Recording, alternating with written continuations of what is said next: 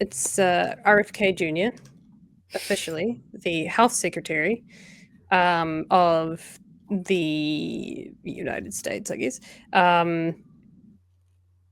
is attacking autism, thinking it's an epidemic of all things. I know Magenta will have plenty to say about this topic, and I'm quite looking forward to it. I got a wee video to show you that pretty much paints the picture. To give some context, because I know this is something that's been. This is not a new conspiracy theory. It basically, that's all it is. I mean, misinformation, disinformation, whatever it is. It's a conspiracy theory. Really. Kicking a dead fucking horse. That's what it is. Yeah. So it's a myth. It's been very much. Oh, I can't zoom in. Hang on. Once I get this to go. The vaccine autism myth is one chilling example of fraudulent science. February 28, 2018 marks the 20th anniversary of an infamous article published in the prestigious medical journal The Lancet, in which Andrew Wakefield, a former British doctor, falsely linked the MMR, measles, mumps, and rubella vaccine to autism. The paper eventually was retracted by the co-authors in the journal. Wakefield was delicensed by medical authorities for his deceit and callous disregard for children in his case. It took nearly 2 decades for the UK immunisation rates to recover. By the end, UK families had experienced more than 12,000 cases of measles, hundreds of hospitalizations, many with serious complications, and at least 3 deaths because of the myth. So 20 years, 2018, so that started in 1998. And it what do you call it? Persists to this day. It was also debunked not that long after it even came out, but that's the problem. Like, you know, the alpha wolf myth, that was the same thing. Guy published some basically data that wasn't accounting for other aspects and basically got disproved almost straight away. He's published retractions, but still to this day, people like to think that that's something that actually exists in nature. Yeah. Sadly so. I've got a small video from ABC, was it? No, it's KPRC. From the States. KPRC 2. There you go. Small broadcast here from the States that pretty much sums it up, which hopefully, if I get this going, you guys can hear it. We can have a listen. Robert F. Kennedy Jr.'s controversial new comments on autism. At his first news conference as health secretary, Kennedy addressed the CDC's latest report on the rising number of children being diagnosed with autism. And Thompson has the latest. Some of the key numbers. Speaking for nearly 30 minutes, the nation's top health official, Robert F. Kennedy Jr., taking aim at the CDC's latest report on rising autism rates. This is a preventable disease. We know it's an environmental exposure. The report released Tuesday says 1 in 31 8-year-olds were identified with autism spectrum disorder in 2022, up from 1 in 36 in 2020. RFK Jr. discounting the CDC's own previous finding that genetic predisposition is a risk factor in developing autism, and doubling down on his assertion that it's an epidemic. Genes do not cause epidemics. You need an environmental toxin. Dr. Zach Warren is one of the authors of the CDC report. We have data that a certain percentage of some types of autism can be clearly explained by genetic differences. We have other evidence suggesting that actually it's the complex interplay of environmental factors. RFK Jr.'s bleak description of people living with autism causing outrage. Autism destroys families. These are kids who will never pay taxes. They'll never hold a job. They'll never play baseball. They'll never write a poem. They'll never go out on a date. Magenta, can you please inform the public? Have you ever played baseball? I think I've only ever played T-ball, to be honest, because do we even play baseball in New Zealand? It's true. Have you ever written a poem successfully in your lifetime? Oh, I'd like to think I have. And yes, I've been on a date. I mean, Love on the Spectrum is literally a dating show, bro. I know. Get with the I actually can't take him seriously because it also sounds like because obviously the way that he speaks, it just sounds like he's so heartbroken. Like they're never gonna get to play baseball. They'll never get to go on a date. Like, oh my fucking god. Stop listening to the brainworm, my guy. Yeah. Like it is different. I feel like it's just sending him commands, like this little goblin that's just like, all right, now I need you to sacrifice the autist to me. It's just ridiculous. Yep, it is. And I assume when he's talking about autism, I believe he's talking about what is now under the autism spectrum disorder. I assume he's talking more so about Asperger's, right? Which is a little bit more on the high end of. No, you got it the wrong way around. So, Right. What was formerly known as Asperger's was a concept founded during Nazi Germany, which was why no one people. I mean, some people will still use it since that's something that they may have had since childhood or whatever. But now we don't really tend to. That's why we have spectrum. But what he's referring to is what we would call high supports needs, like autism, is one of the phrases that you could use.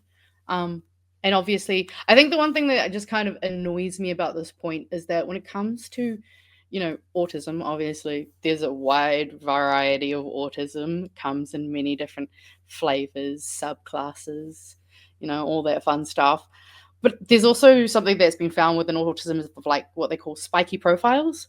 So kind of having skills that do kind of, say being really, really good at programming language, coding, those kinds of things, but, genuinely struggles to, say, hold a conversation with a person easily, or, there's just a lot of different areas where people can have deficits and strengths.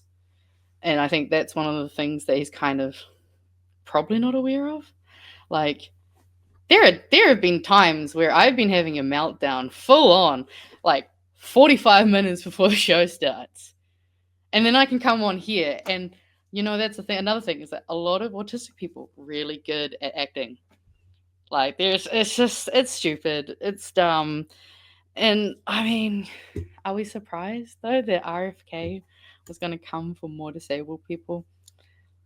Also, if he's going to come for autism, he has to actually come for ADHD as well, because there's a high correlation. I think it's something like 60 to 70%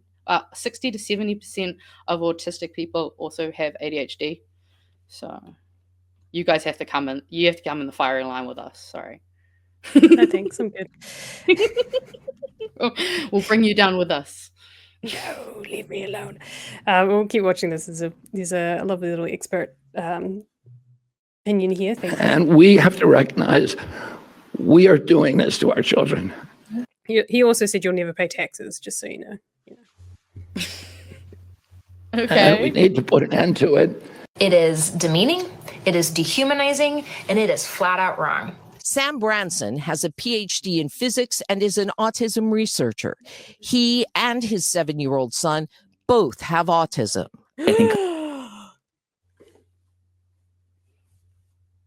PhD, guys. This guy has a PhD. Pretty huge dick. Sorry. He might also have that. I don't judge. This is shocking. This is absolutely. I'm floored. Maybe we should send him to the JFK's office and see what he has to say about it.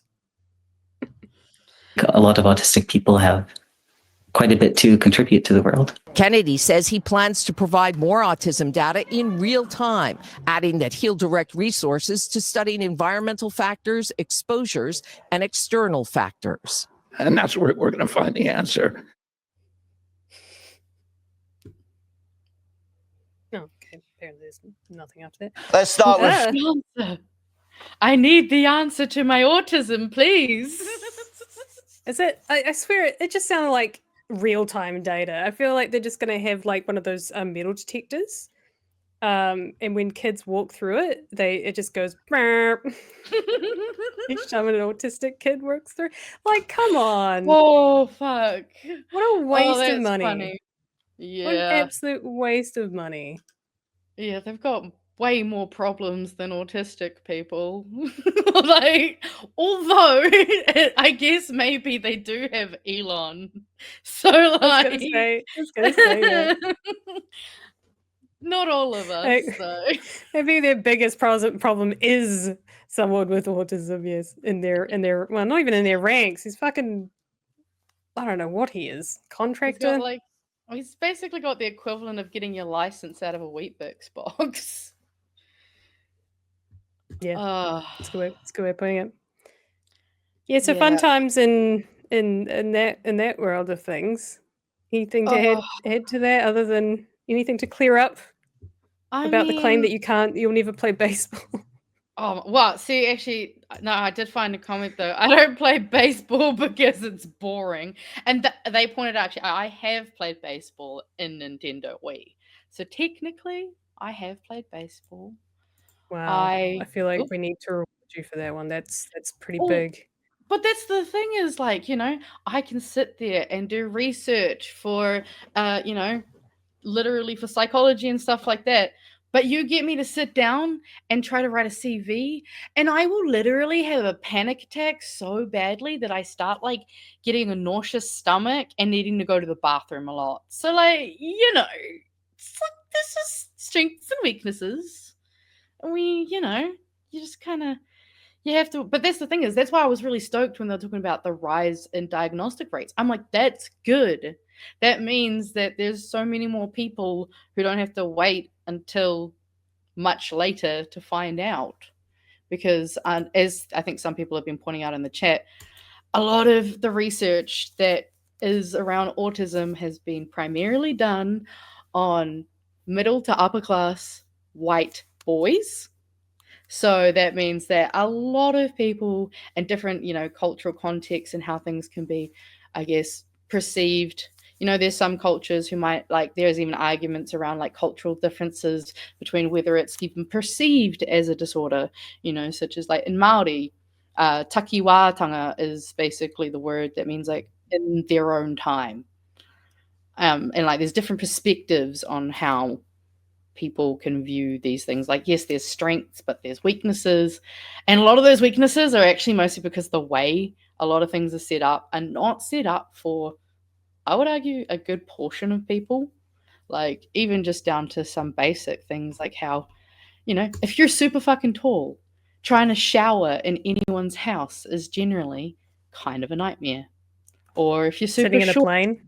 Yeah. Oh, yeah. Sitting in a plane, sitting in any seat on a, like, even in a car. Exactly. Like, there's so many things that are not.